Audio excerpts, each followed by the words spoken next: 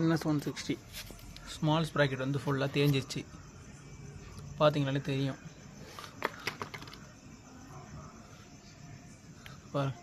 So அடிக்கடி வண்டி வந்து செயின் க்ளீன் பண்ணுறப்ப ஒரு மந்த்லி ஒன்ஸாக இதை கேட்டு க்ளீன் பண்ணிவிடுங்க.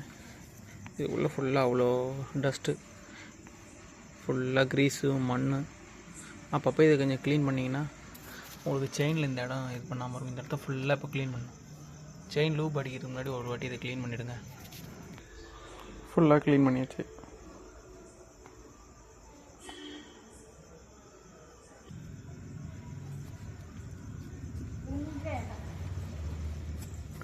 ஸோ க்ளீனர் இருந்தால் 20-40 போட்டு க்ளீன் பண்ணிக்கலாம். க்ளீனர் இல்லாததில் கையாலே க்ளீன் பண்ணிக்கிறேன்.